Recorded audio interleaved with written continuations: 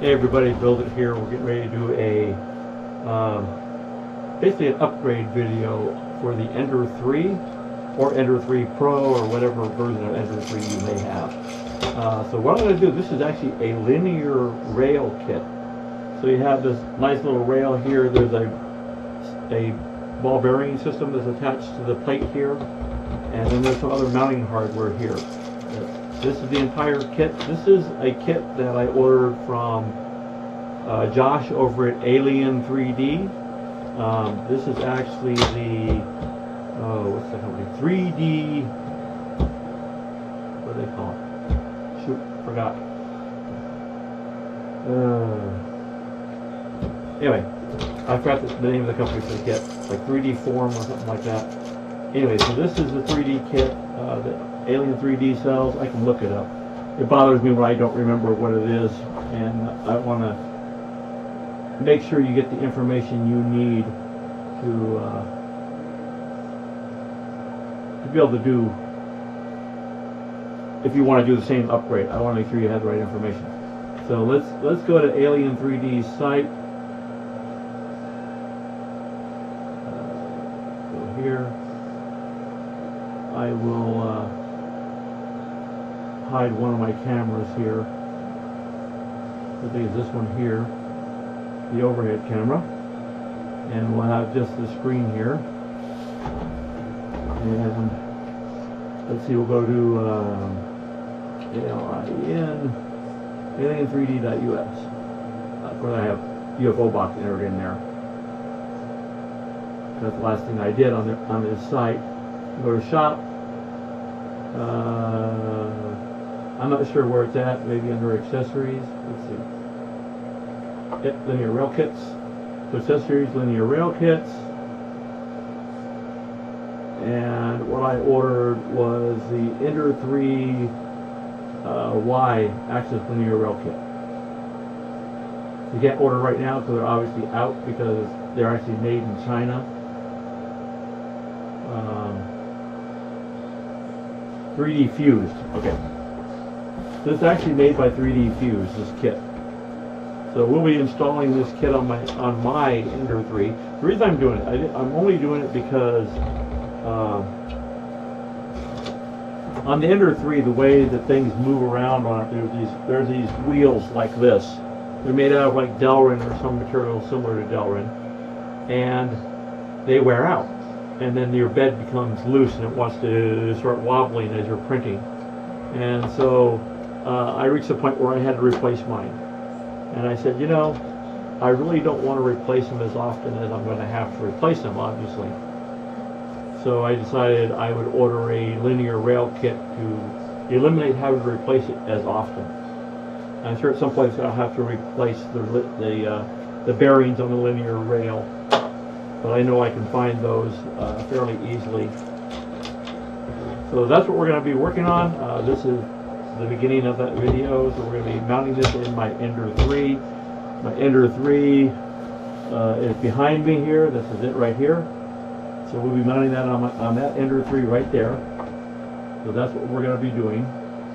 I'm going to close that window and go back to my camera. And what I'm going to do is I'll drag my printer over here, but I have to remove my filament. So I'm just going to cut maybe I'll cut the filament. Because I don't want to heat it all up and extract the filament out of the extruder and out of the hot end.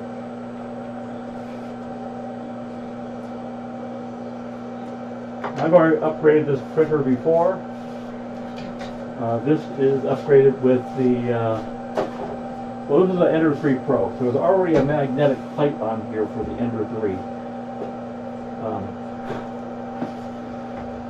Let's plug the power.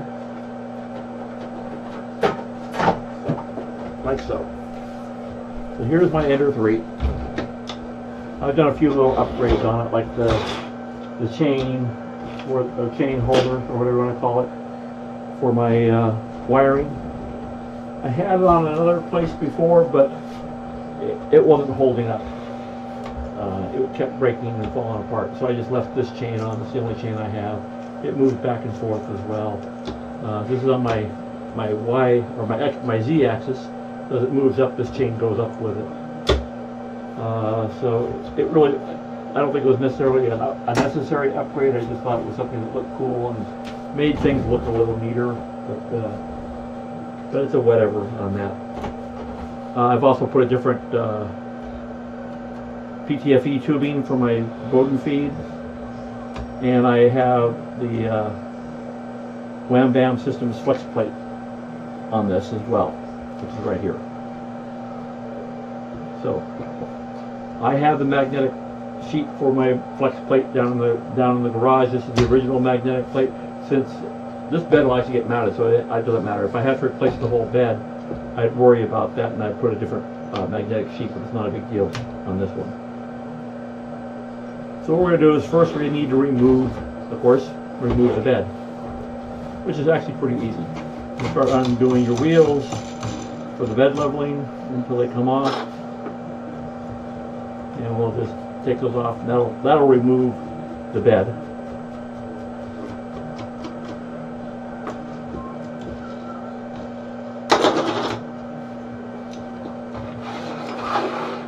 That's two.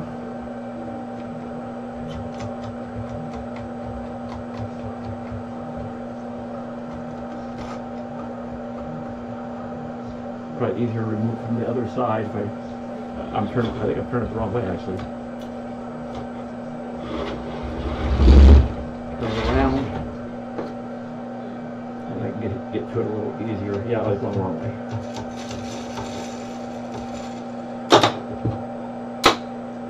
One more to go. That's on the heat, the side where the actual heater cable and everything attached. And now the bed can be removed. Don't lose things. Put your springs away somewhere. One spring is still stuck here, right there. So I will put my springs and wheels all together in one place so I don't lose track of them. I'm going to put them over here on my desk, which is off to the side here. You don't actually bang them and drop them on the floor and have problems like that. Okay, so now I got that off. The only thing that has to happen now is first we need to remove these 4 bolts. And that will remove this bed mount because we're going to replace the bed mount. So let's see, I got to find a wrench that will fit that. Pull my toolbox here and if I have one available here that will fit. That's too big. This is just right. Just unscrew those. And what's going to happen is it's going to get loose. So what you got to do is you got to turn it on its side now. And so when I go on the side, that will allow me to get to the bottom of these wheels. So where these wheels are, let me grab the camera so you can see this. Let me add a little more light. We're a little dim in here. We'll get a little more light in here. And I'm going to grab this camera here so you can see. And maybe you can see here on the bottom right here. Oh, the wire in the way. So on the bottom right here is one of the hex nuts, or whatever you want to call it. And that's what I got to pull out a hex wrench for and loosen that up. That was a little on the loose side. Over there.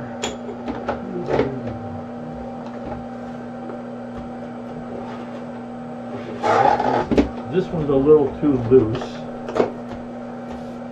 and I know the other one that's over here is going to be way too loose.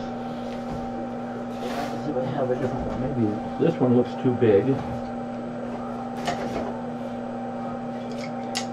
This one might be a little closer to the right side, or it might be too small. I don't know. It's way too small.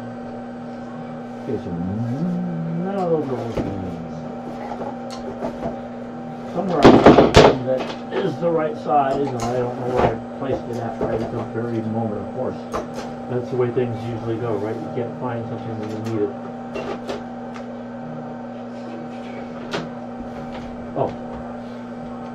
it was laying over where the printer was at. Alright, so now we grab that, grab my wrench, and grab the wrong wrench. So now that I can hold on to this, and I can turn this nut and I can get them off. And that will take out that one. Oops.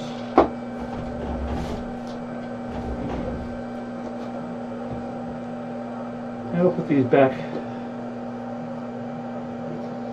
So this is actually the same exact system that the CR10 uses as well, other than the bed size being different, because it's a 300 by 300 on my CR10. But other than that, it's the same system. The wheels are the same, so I can reuse these wheels. These are brand new. I just replaced these while I was waiting for the kit to come, because I still wanted to work and print with my printer. So I replaced it with wheels that I had, but they're still, you know, Delrin, and they will still wear out. And I know now I'll have the same problem with my CR10, so I will replace my CR10. I'll have these for my replacements for my CR10 is what I'm saying. So I don't ever throw things away. You may need them for something else.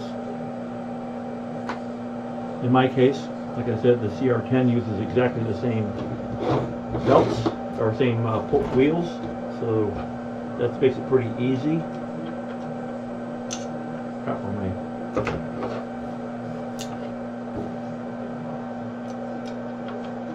get on there. I don't know if I might be too close for you to see what I'm doing now. But yeah, it's right there. There's a rat. Loosen that up.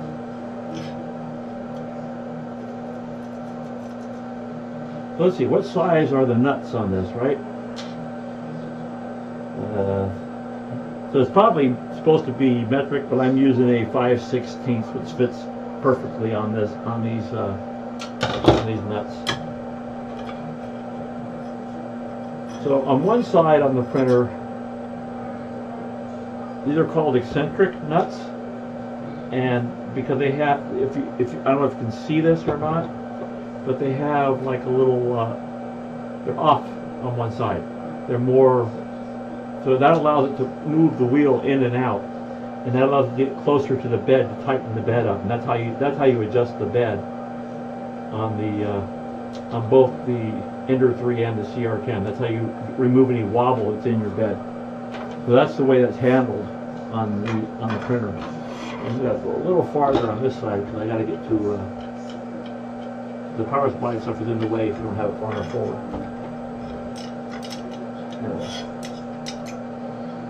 Loosen that one up, and that will basically remove the bed. There's still a couple of things that will remove the bed. We've got the belt that's still attached, so that needs to be taken off as well. And yeah, that's how that all works. So the belt, easy to remove. There's little nuts on the end of the belts. If you can see them right here, these little metal pieces on the end of the belts. So that's how you remove the belt. You just grab a hold of it, move it to the slot here, and you're supposed to be able to pull it right out of the slot, but I can't seem to get it for some reason. Probably got to turn the belt sideways. There we go, got it. And now it doesn't matter because I got it out, right? So now it's out. And we'll put that off to the side, because this carriage system, I think, no matter what size your build plate is, I think it's exactly the same carriage as the original was. Okay, so now we got everything removed. And so that's where we're at this point in time. So there's obviously some parts that are going to be replaced on this. Obviously the angle of this motor is wrong. It needs to be turned 90 degrees. So that's going to be fairly simple to do, because you know, it's four. Well, they only got 3 screws in here. It should be 4, but there should be 4 screws here on the very end of the printer. Let's show you what we're talking about here again. I'll bring the camera over so you can see it. So right here on this end, there's these screws here that are holding the motor on. It's got to be turned 90 degrees, because you see when this part goes on, that you can see here in the upper view, when this part goes on, it's got to go on similar to something like this. I'm not sure which way. Obviously the other way. That's the side that's going to connect to the motor, or to the printer. So you're going to turn it this way, and you have to turn that whole. They're not even going to use that mount. They're not even going to use this pulley. They're just going to mount the motor right to this plate. This is going to mount to the plate here as well. Not sure how they're doing that yet. I don't have that information yet. I'm still, like I said, just figuring this all out. There are no written directions for this, so this is going to get mounted on this plate somehow, and I will figure that out. There's a bunch of nuts here that go screw holes, so there's some screw holes that got to go in here. So I'm not sure how they're mounting this, because that's not how this mounts currently. But I'll figure it out. I'll go on and check online. I'll find something that shows how to do it, and then I'll continue the video. So I'll stop the video with our mounting here. Excuse me. I'm going to stop the video now anyway.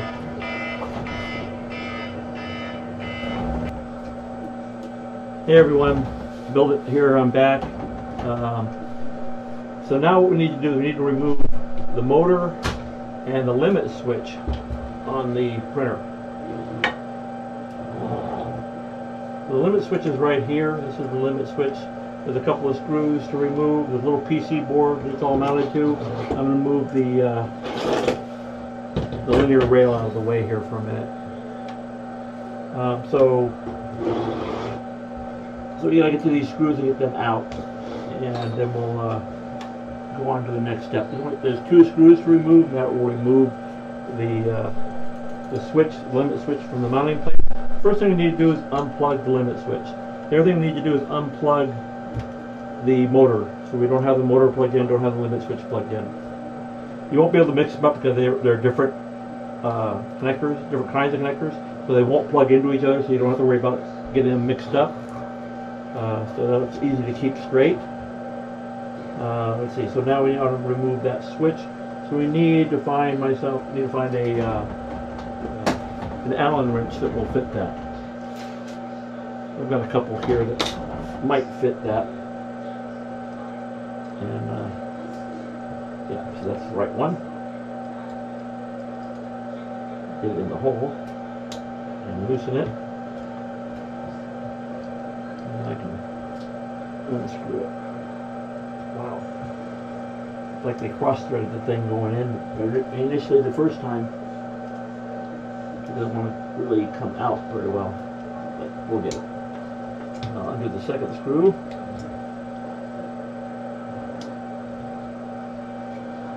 These might be like self-tapping screws or something. And that's why they're really super tight.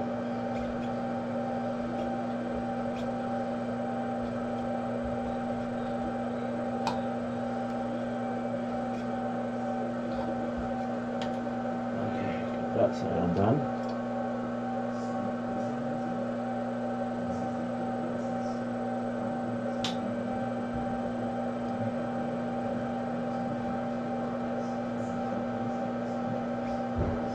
Man, that fit tight.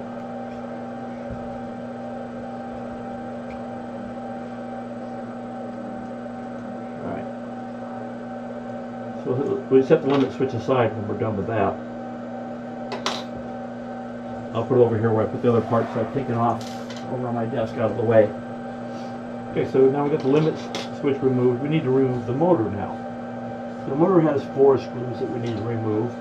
I think they're the same size screws as far as the dimensions of the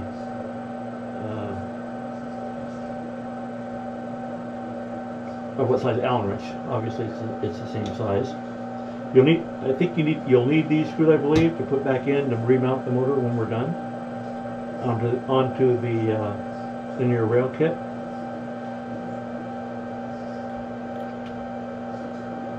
Remember, as you're doing this, when you get down to the end, to support the screw with your hand. Otherwise, the motor will drop, and you know, don't let it drop. In other words, is what I'm trying to say.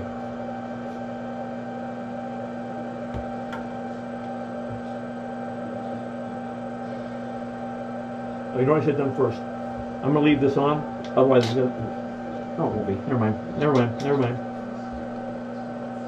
There's no wires to it. It's not going to be dangling. I think it's going to be dangling in the air for a minute when we flip this over, flip this to the side. So we're going to take this rail, the center rail here, completely off. That gets replaced by the kit. Okay, so run the last screw here. And I'll get somewhat close before I, oops, I'm going to drop it. I'll support it while I turn the screw and get it out. And we hit the motor off to the side for right now. And that takes care of that. Put the screws all together with the motor. Everything's together so I don't lose track of where things are. And what we're going to do now is we're going to take this center rail off. We have to flip the whole thing on its side. And we'll do that like so. And we'll get to the bottom here and we will find a hex wrench that will fit these gigantic screws. So something to keep in mind, this is a Ender 3 Pro. So these screws, I don't know if you can see them. Some more light. Maybe that'll help. Almost see them, but you can't. Okay, so there's 4 screws there. On a regular Ender 3, there's only 3 screws. So this has 4 screws. This is an Ender 3 Pro. So that's what we're gonna be removing those, and then we're gonna remove. I think might be another screw inside. I can't remember that we have to remove, and then we'll remove remove the whole rod. So we'll see. I don't really know what's in there actually until I do it. So we're removing that rod, and I need to find a driver that will fit that. That's too big. That's too big, that's too big. Maybe this. Of course, it might be the one that's up there that's on one of my other printers just sitting in it right now. Nope, this works. Got it. So undo these screws.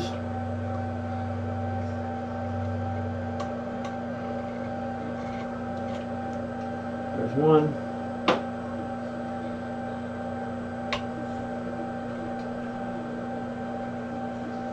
That's 2.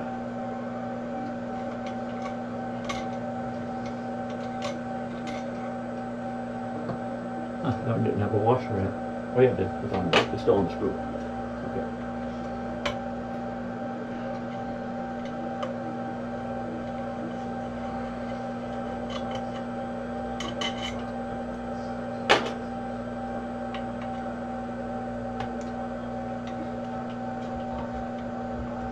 And that should finish removing that channel off of the printer.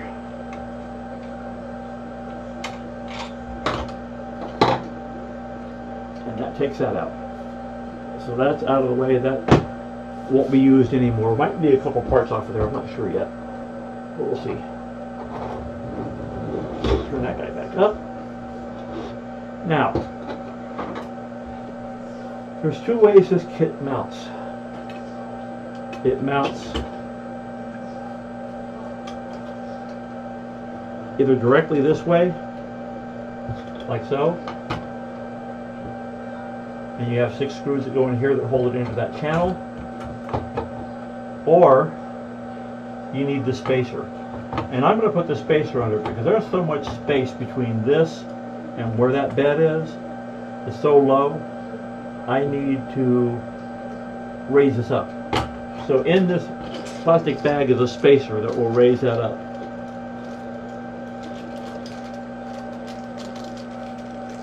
And we get the spacer out here. And we need the hardware too that we're going to be doing this. So get the spacer out. I cut the tie wrap already on this part that goes to around the pulley on the end that will eventually go around the motor. And I'm going to move this camera now. You can see what's going on without the camera being right where it was. And so what we're going to do is we're going to take 6 of these screws here. I don't know if those are long enough. I guess they must be. And they're going to go through here and go through the spacer. I don't think those are long enough.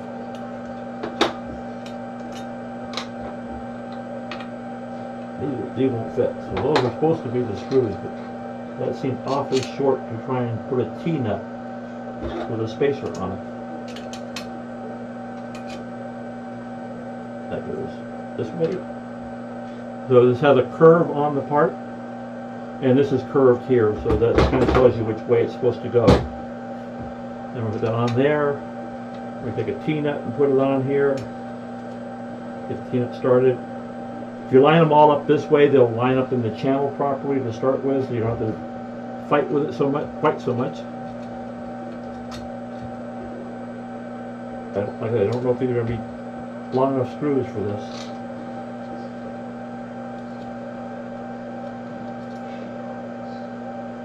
Get that started and get that turned. And do the same thing on the next one.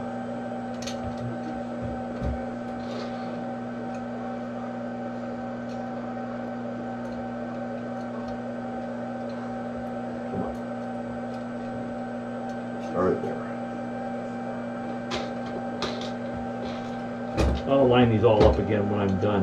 They're turning as I'm doing this, so it's not important at this moment. It'll be important once we actually go to put it on the printer that they're all lined up. Otherwise, they won't fall into the channel and go on the printer properly.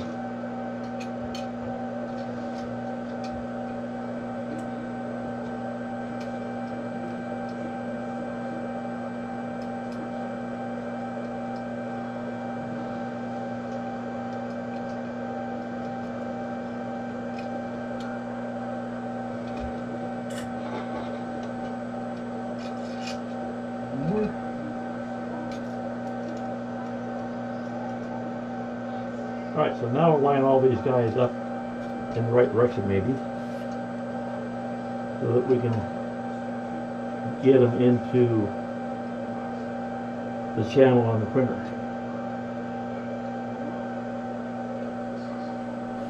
And then we will put that, maybe, it moved. Yep, this one turned on me. So I got filament and stuff in my grooves as well. So we'll get that lined up. Get that lined up. So they're all lined up. Now I need a hex wrench. Of course, different size, when you know it.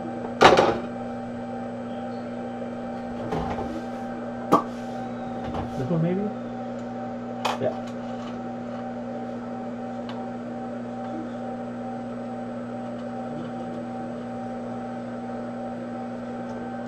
Now I was just looking at this and I think I'm oriented wrong. I need to loosen that back up a little bit, because I think it's supposed to go like right here, I don't know, in the middle. How much space I need. Or does it go that way? I guess it does go that way. Nothing tells me where that goes. That's a problem. You know, do I go all the way like this? No. I go all the way, oops, like this.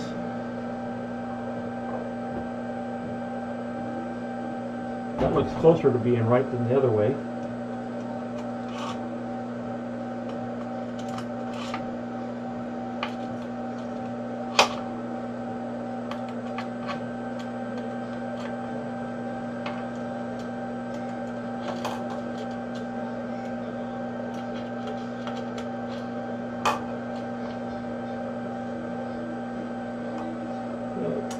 Get all those tightened.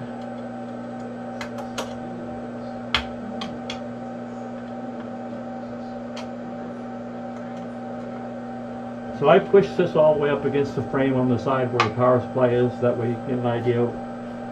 That's the way I did it. Right or wrong, it's the way it is, and we'll see how this works out. I'm going to assume that the bed will fit properly in between and fit on the. I don't have the springs on here. I'm just trying to check and see, make sure I have the clearance around it. Left and right clearance. Come on. So, does it have the clearance to allow this one? Oh, that's because the screws are too long right now. So yes, that will fit through. It's very close. A lot closer than I'd like. So I'm going to move this over this way just a little bit to allow me to have a little more clearance on this side because of the plastic printed part that's right there. So that's what I'm going to do right now. I'm going to loosen this back up a little bit.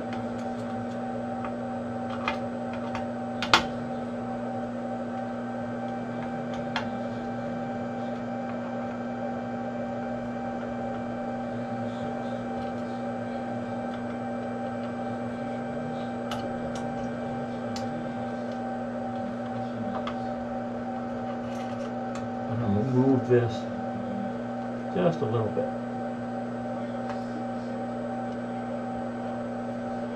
Give myself just a little bit more room.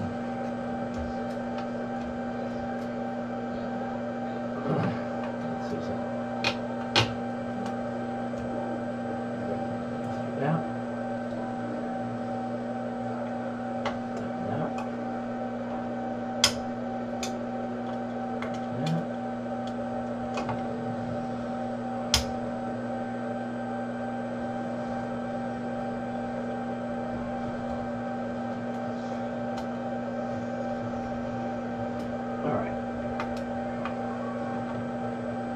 Alright, we got that done. Let's go ahead and mount the motor back on this. So, let's see.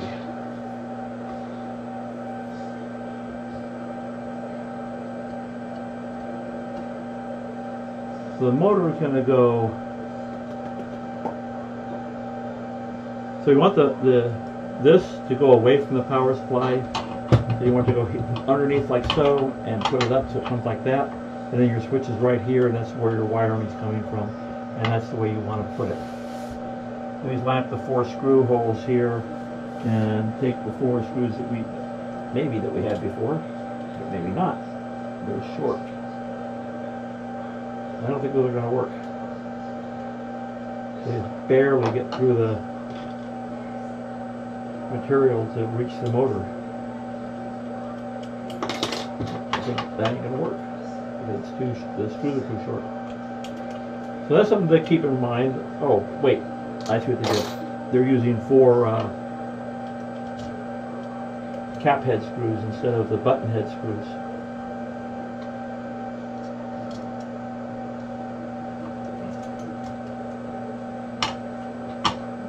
Oh, didn't go in. Didn't go in. Come on. There we go. That one. That one.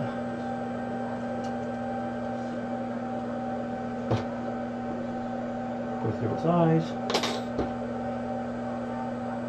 Looks too big.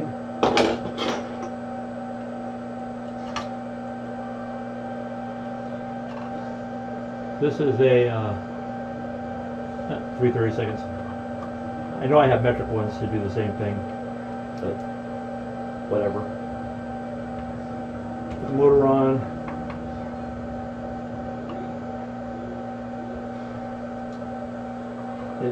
They tend to get stuck when you have the wrong one. They aren't an exact fit, and then they get stuck in the.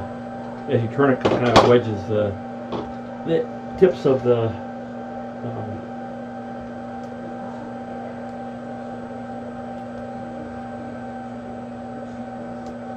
The corners, basically, of the hex, it wedges in between, inside the piece if they're a little off in the size. So these 2 screws are what are going to be used to mount the switch on this plate right here.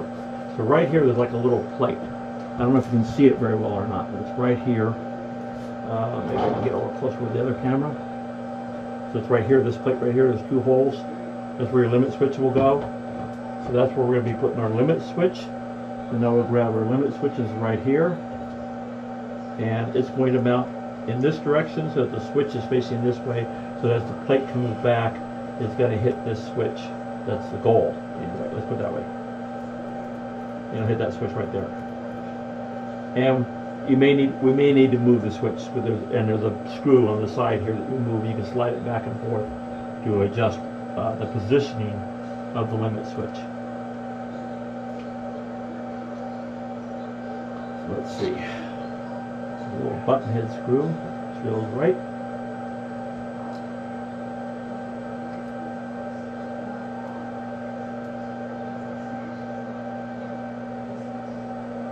Sometimes I feel like my fingers are too big for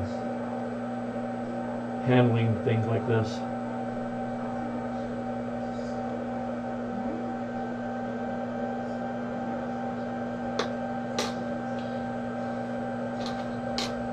And things tend to move around on you, or it's hard to align things because you feel like your fingers are so fat. Oh, come on, get in. That one happening. No, it's not. What did it do? It's not going in the hole. Just spinning on the surface here. What's going on? Why is that going in the hole? Because why? And that one pulled out.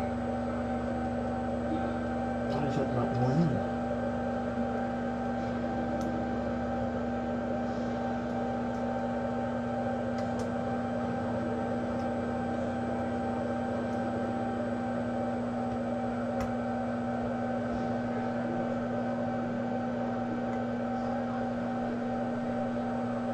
Not going in now.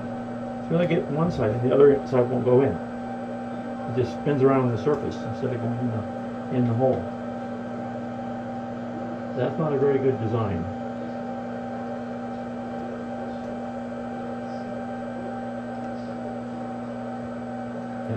It's just not a very good design. When you're relying on something that it doesn't hold. And one thing kind of nut on the other side that I can feel. So these are too long, I think.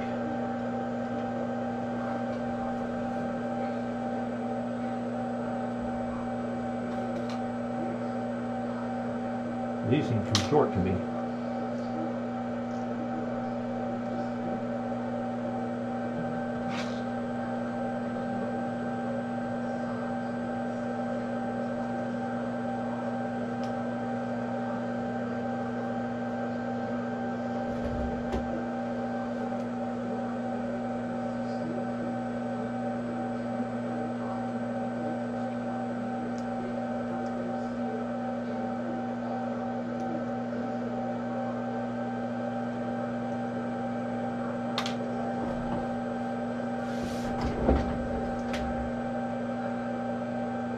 They should line up. I see they line up here. The one is like the hole is stripped out when I pulled it out that time. Let's try this again. The one side started. Now it may not be able to take the longer screw, so I'm going to put it in with the black screw it came with, and see if I can get that to go in. And then I take one of these longer silver screws, because there's nothing on this side that will prevent that from going in with a longer screw. But this side, you're going to run right into the rail for the bearing.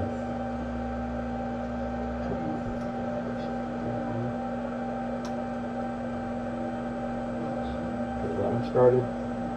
With that one, we'll use one of these longer silver screws on this side, and we'll get it in there, and we'll make it do the job that the other one couldn't do. Maybe. And then we'll go.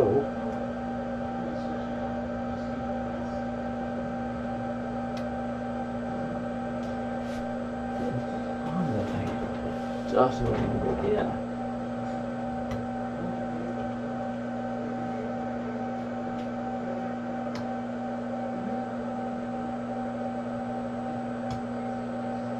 just can't get that thing to bite into the plastic. It just doesn't want to go in.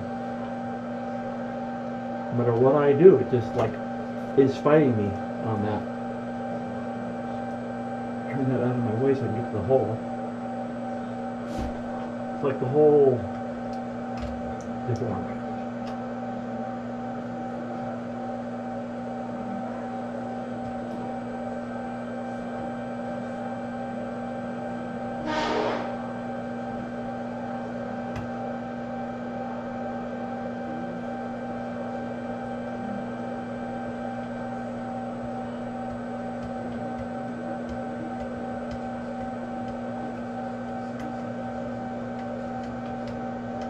I'm using this screw now to thread it through and just get it in. So hopefully that will help it to work now. Get it over here and try again.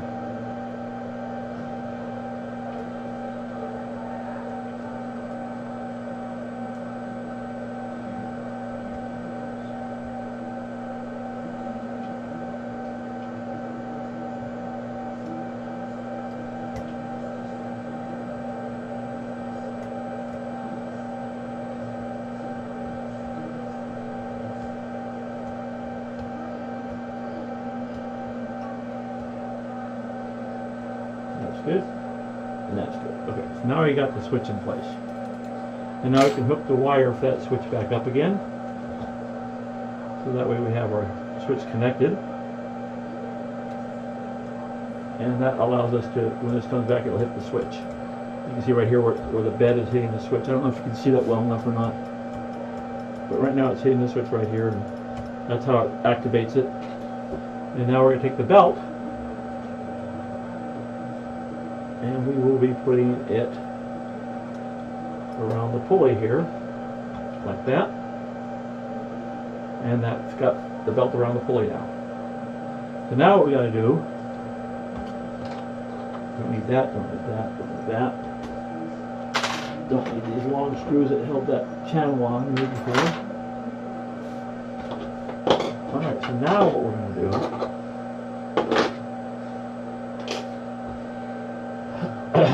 is we're going to tighten up this belt so it's not quite so loose, and then we test our sliding back and forth. Now, unfortunately, I don't have any lubricant to lubricate this, which I should have some.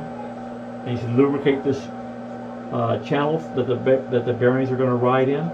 And you really should lubricate that, but I don't have any lube to put in there right now, so I'm going to have to let it go at the moment, and we'll go ahead and we'll tighten up this pulley. And that pulley is tightened by turning the screw at the very end of this, and it pulls this way as you tighten it, which tightens the belt up. And then we have a nice, fairly snug belt. And now we can move this guy back and forth.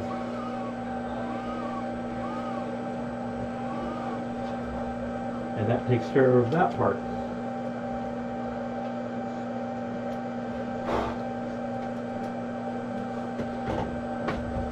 Alright, so now the only thing left to do is put the bed back together and put it back on here.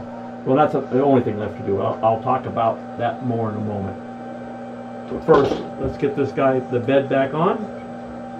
And we are springs, which we have 4 springs we have to put on. 2 in front, 2 in back.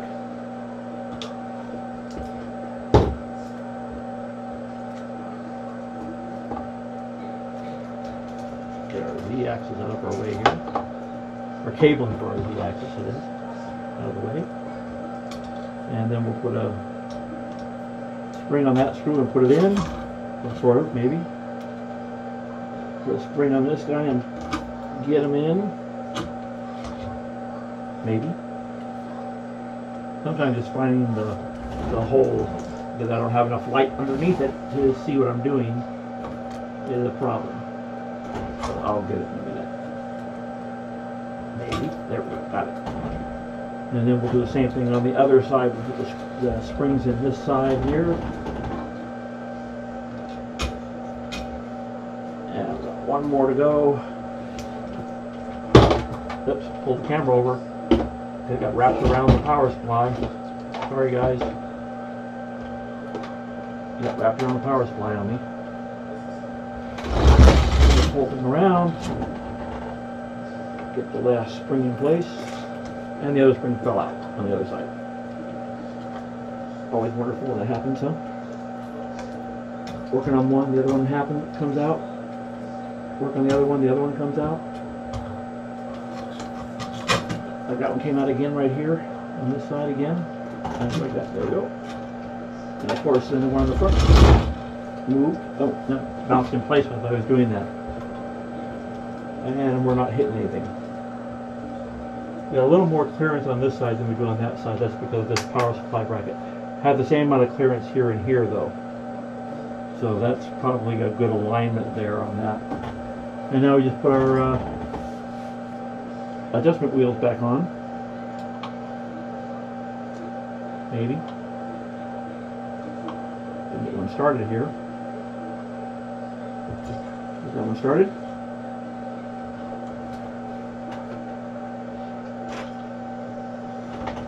Turn it. Put the other wheel on.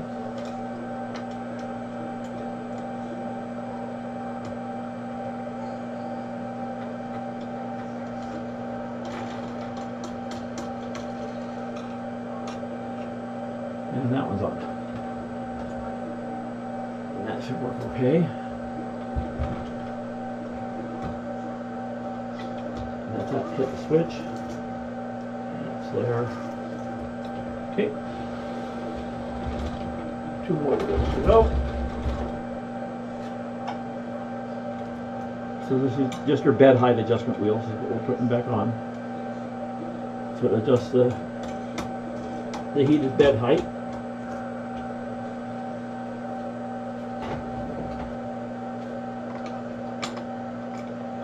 This one's going to be fun because the motor's in the way. And the whole frame is in the way of putting that one on.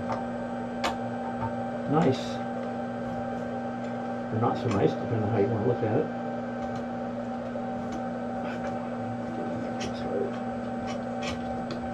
Come on.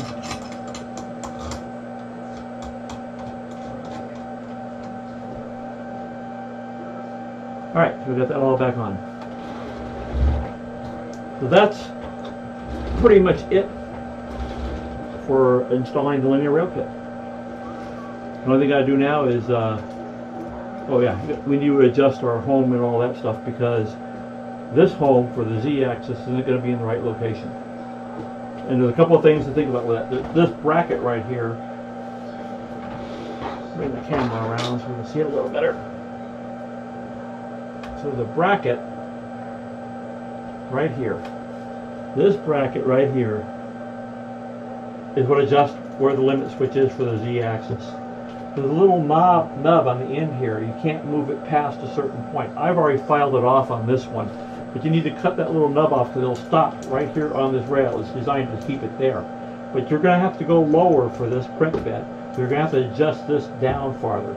I've cut that little nub off of mine because I didn't want to have it kind of bend up, and then the plate ends up bending as you're trying to tighten it in place, and I didn't want that. So I filed it off, or cut it off. So that's how I handled that. One way you can do this is bring the bed all the way down as far as it will go. And you see it's now hitting the Z limit switch here, but it's not even close to the bed. Move this over so you can see a little better.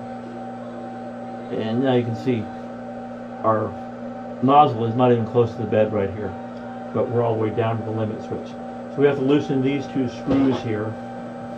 I did the wrong one again, I always do. Always grab the wrong one. And we'll loosen this guy up. Maybe. There we go. Loosen it. And then loosen this one. And we'll let it go. Oops, I loosened it too much. I pulled it out of the channel. Anyway, we'll bring this down until we maybe just above, pushing it again, just above the bed a little bit.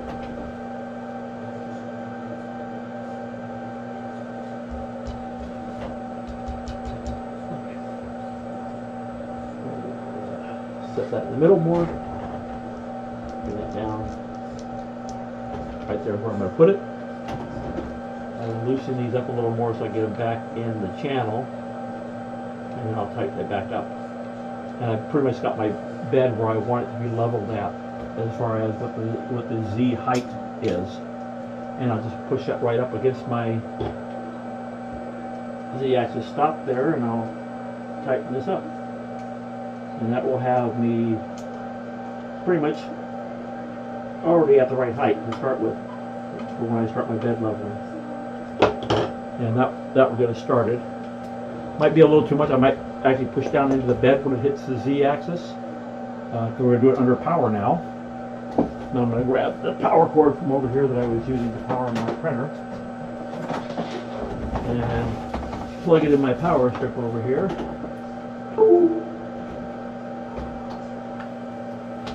And then I'll plug the power cord into the printer. And then we'll turn the printer on.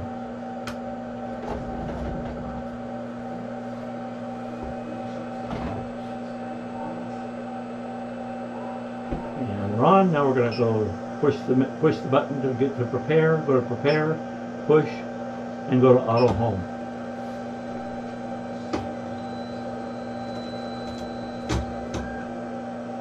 Okay, so we're good. We're good where we're at. We're at home. That was a good homing. Bed to me seems like we're a little too far away on this end. That it doesn't quite. Let's see. Prepare, move axis here. I'm going to move my 10 millimeters and move my Y axis. And I'm going to bring it out here and see how far we go on this side. And we go off the end of the bed. So my Y-axis doesn't go far enough back. So how do you adjust that? Since my Y-axis doesn't go far enough back, the way we adjust that is that's that screw we were talking about at one point before.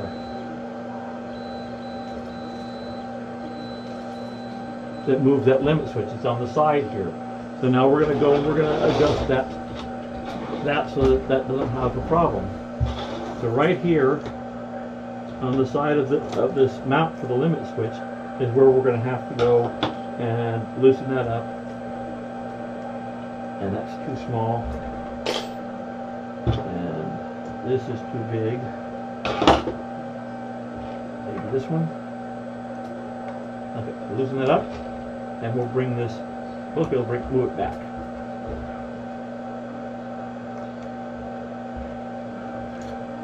Maybe I can move it back. And as far back as I can move it right there. So let's see if that's far enough back.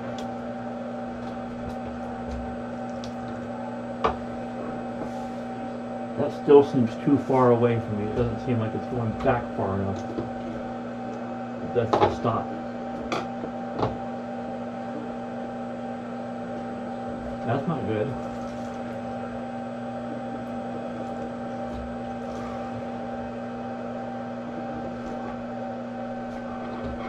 I can't see well, I should have plenty of room. So something else is stopping me from moving. There. Wow, I was going to say, I should have plenty of room. Look at that thing. More. That's almost as far as it will go now. Oh, no, got a lot more room. And that gets us, wow, I have to go all the way back for it to work. Get to the front corner of the build plate.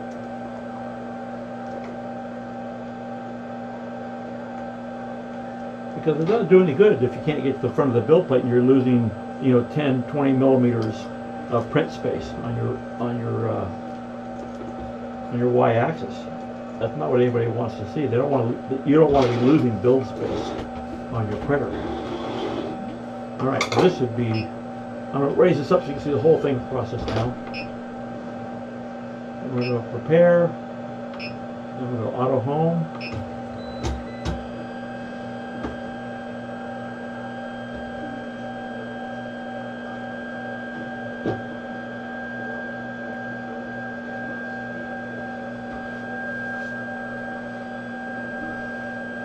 This screw is coming out for some reason, so I'm going to... Nope, not that one. Not that one.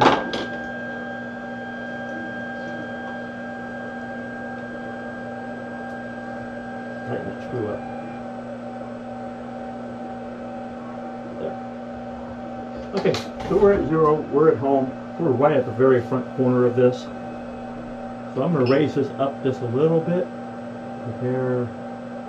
I'm going to raise my Z-axis up a little bit. So I'm going to go to move axis. And I'm going to put it at 1 millimeter. I'm going to raise my Z-axis by 1 millimeter. Now 4. Okay, move it 4. Now I'm going to move my Y-axis. I'm going to bring it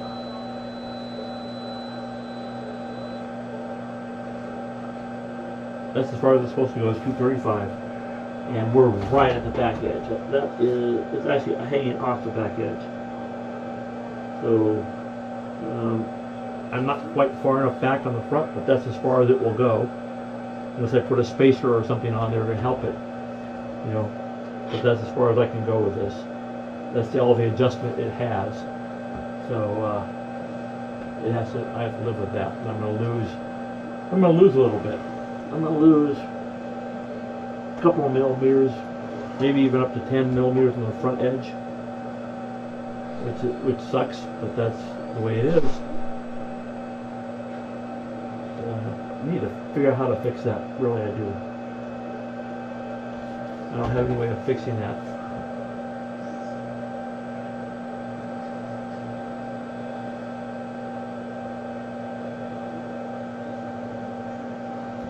But we'll live with it, and very rarely do I print all the way to the edge, so we'll see how that works out.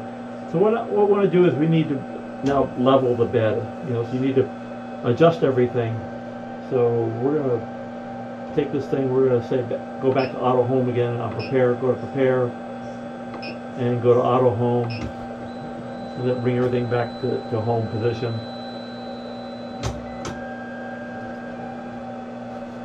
Okay. Now we're going to, oops, go back to main, and we're at 0 right now. And so what we want to do is we want to take a piece of paper, and we're going to slide it underneath the,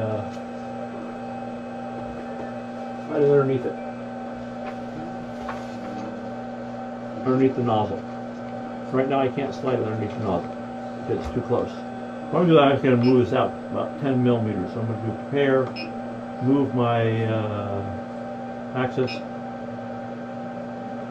1 millimeter, move my X, and I'm going to move it about 10 millimeters or so, somewhere around 10. And then I'm going to move my Y about 10. Okay? So that's what I've done. Now what we're going to do is we're going to adjust the wheel here. It is really loose right now. And we're going to adjust it to where I don't get much, so to where I get some drag on the paper from the nozzle, but not enough to, now it's not, oh, there it goes. Now I'm too loose again. Now I'm tight, right there. Turn that a little bit. That feels good right there. Maybe just a little bit more. Right in there. Okay. And then I'm going to tell it to move my X about 225 to the other side. Prepare. Move axis. And go about 215 or so. Move my X.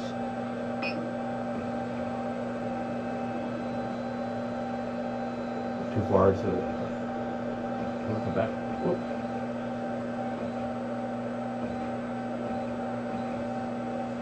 We'll put it at 205. And I'm way far away. So now we're going to adjust this the other way on that until it starts dragging the paper.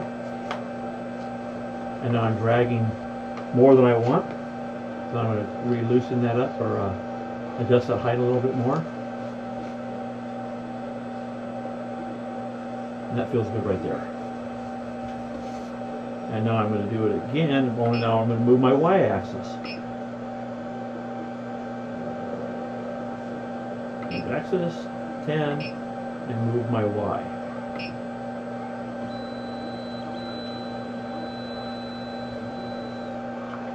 And slide it under, obviously way too loose, as you can tell. And that way. And I'm too tight now. Go the other way, go the other way, the other way, come on. Starting to loosen up now. A little more, right in there. Right there is really, oh, now it's too loose again. I must have been dragging pushing on it or something with my hand.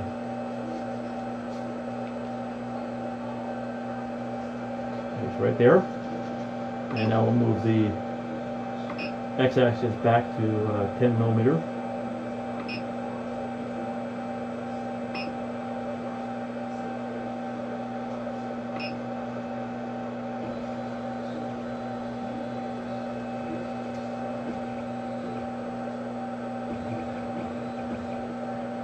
Right there. And it's almost right. Maybe a little too much. Right in there, where I want it to be. And you're going to repeat this multiple times, because what you want to do is, as you adjust one, it's going to throw off the others. So you're going to want to repeat this multiple times as you're doing this. So we'll go back to prepare and go back to the front again. We'll move our y-axis again. Now I have a program that takes care of this for you. It'll actually run to all the positions that you want. And see, now it's too tight on this corner again. So now we'll tighten this up and adjust that tightly in.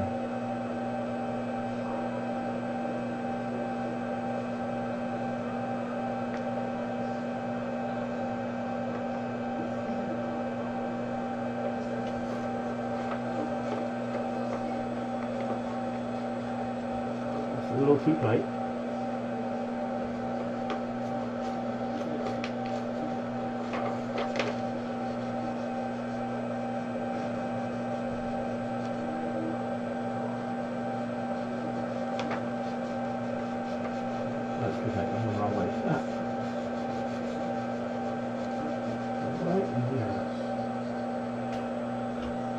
Now we'll remove our X again.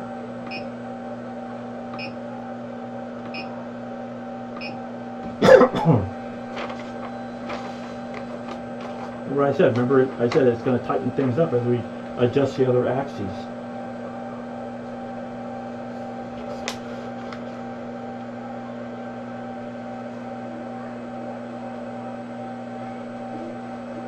That feels good.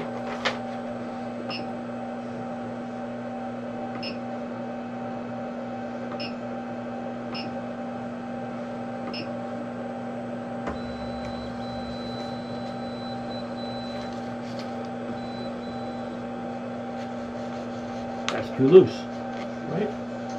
You can tell it's too loose.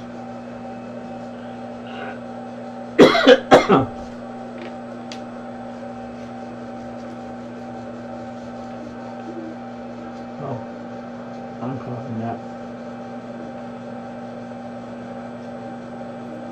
Right in there, right in there, right there.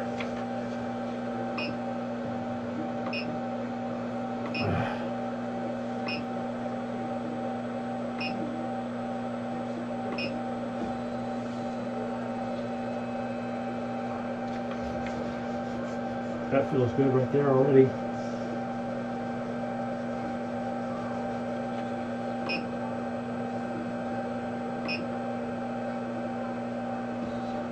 This will obviously go faster every time you do this because we're getting closer to being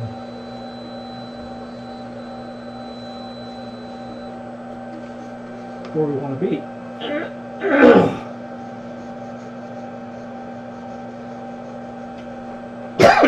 Sorry.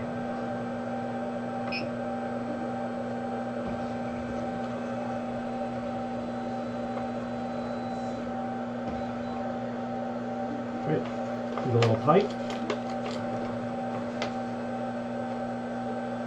Just a little bit.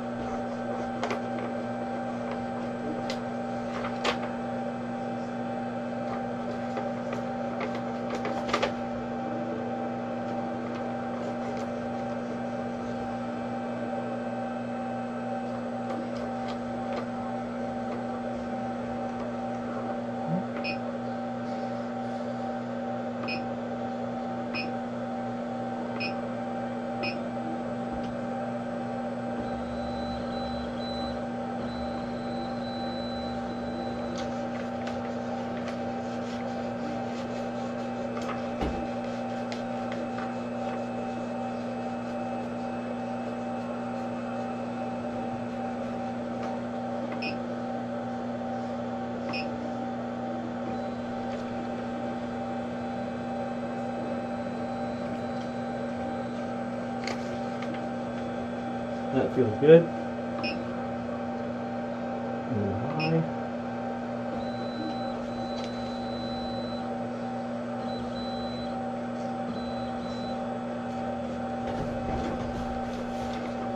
Moved on me on my X, so we now go back to 0 on me.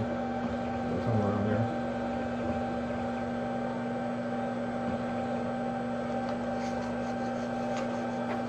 And that's a little too loose. And that feels good. All right, I think we're good. So that's it. That's everything we have to do.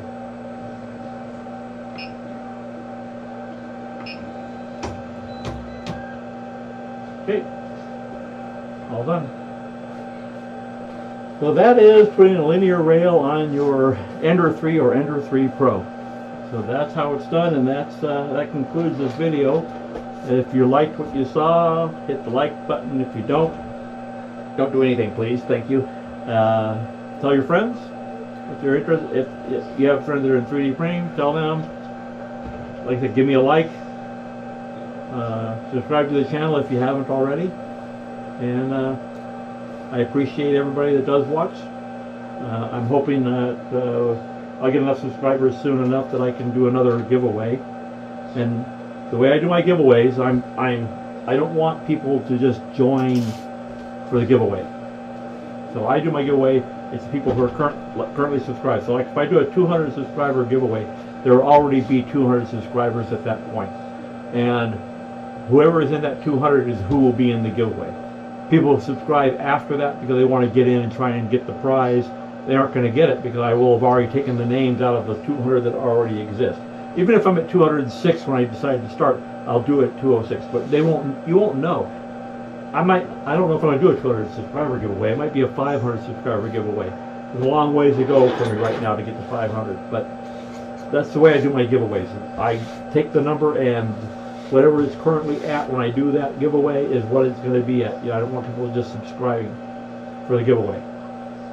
So when I reach 500, that's when I'll announce I'll do a 500 giveaway. And that's how I do the giveaway. So yeah, I did one not long ago where I gave away, and I'm not a big YouTube person, right? So I've only got like 138 subscribers now. So I don't get any money from YouTube for it because I don't have enough people. You gotta have 1,000 subscribers and 4,000 hours a month to get monetized on YouTube. So I am not monetized. So that's the way it is. If I get to that dollar point, where it is, where I reach 1,000 and 4,000, then that would be great. That'd be wonderful. But I'm not worried about it really. I have a job. I work full time. I'm not worried about too much about it. I still work even now. We're in the coronavirus here in the United States, actually all over the world, technically. I'm not I've been through it all. I've been through SARS. I've been through H1N1. I've been through all the different ones that were going around. You know, so I'm not really worried about it that much. Sure, I do my normal things. As long as you, the way I look at it, as long as you're taking care of yourself and you do your normal things, you shouldn't have a problem. I think the news is exaggerated. Don't quote me on that. You know, I agree there is a problem, and I understand they're trying to control exactly, you know, how much there is, right? How much? Very strange. No, it's way far away at home. So my home is off again. But anyway, I digress. I don't really care about all that. So the goal here is, you know, we've done our modification. It was to replace these Delrin wheels, basically, that run on the old groove channel. So the old way, the way it worked was you had this channel right here, and these wheels rode in the channel, and they start to wear. And in fact, if you look at this one, you can see there's a wear right here where it's got a lip now. It didn't have that lip when it started, but that's what's happened over time as this has been run. I replaced the wheels, and if you look, there is no lip there on these. So this is a fairly new bearing. I just put it on like a week ago. I was waiting for this linear rail to come in, and it didn't come in, and I wanted to play with my printer, so I did it anyway, and did it without the with the new Delrin wheels that I already had available. And when I need to replace the ones on my CR10, I might just put these wheels in on it, and run my CR10 with just the wheels for now, and eventually upgrade it to the linear rail as well at some point in time. So, as you notice, like a lot of people, I have the Wham Bam Systems flex plate on my printer, and I need to readjust this Z height. It's off a little bit. After it was done homing, it's way up above the thing, and it's too loose. I don't have enough play in instead if I loosen it, then it's going to be too loose. The wheels won't turn properly. They're so loose, basically they're just falling off, and I don't want it that loose. So you have some adjustment in there. So this needs to be adjusted down a little lower to bring the Z height down a little bit more. So that's what I'm going to end up having to do. Anyway, thank you for watching. Enjoy yourselves. Take care of yourselves. I've been printing benchies. That's what I've been printing on the printer, trying to tune my settings. I'm getting there, but not quite there yet. You know, my settings are a little different because I have a Bondtech extruder on my printer. So it's getting the amount of extrusion right, the temperature right, the speed at which you're printing correct, things like that you have to do. As you can see right here on the bottom, I don't know if you can read it or not. Maybe not. Maybe you can. There we go. You can actually read the text on there when it printed it. So it did a good job of printing that part of it. Most of it is printed well as far as the consistency of the layers. There's a few problems. Like right here in the very front bow of the boat, I'm having a problem. And I've been working on that. If you look at some of my other prints that I have on that bow, it was much worse. So it's getting better. I'm getting it tuned in. This is one that was really horrible. As you can see, I don't know if you can see it. You can see how horrible that front is. I mean, these are the ones that I've had problems with.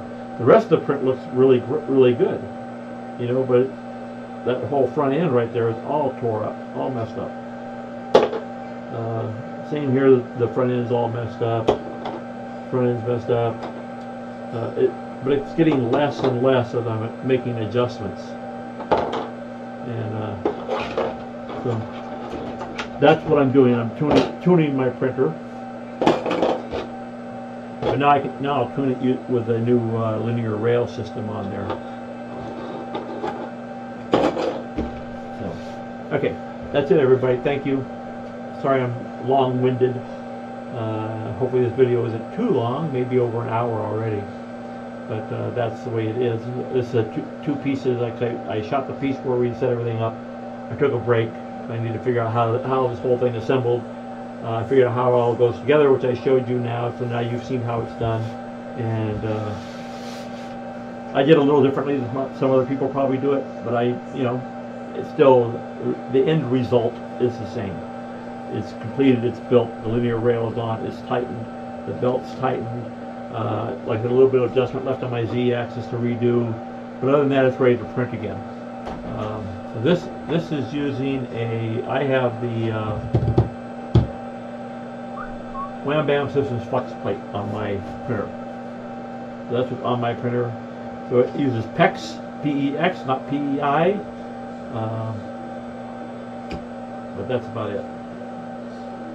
So now I got 3 upgrades on this printer. So I have the Wham Bam flex plate, I have the Bondtech extruder, and the linear rail system. And then an upgraded PTFE tubing that came from Printed Solid as part of my Profi box that I get every month. So that's everything that's upgraded on this printer. My CR10 has a few more upgrades. It has the Wham Bam system flex plate. It has dual extruders. With like a Primera type E3D Primera clone type dual extruder, true dual extruders, 2 Bondtech motors driving each extruder on it, and so that's been all upgraded, and that's where that is right now. I had thought about changing that to dual mosquitoes, because you should be able to bolt the 2 mosquitoes together and have the fan blow from one through the other, and the other fan on the other side pulling the air the other way. So it should be able to do that and get the good airflow through the extruder on the dual mosquito, so I can do higher temperatures. But currently I don't print anything really high temperature, so I'm not really that worried about it. I'm not printing nylon, and I'm not printing those things. And I can see the wear on these wheels too. And to replace those my X-axis wheels as well. So I might do that later on. So anyway, have a great one, guys. I'm tired. Excuse me. Sorry. So have a good one. We'll talk to you all later. This is Build It. Have a great day, everybody. I appreciate everybody who watches. Talk to you soon.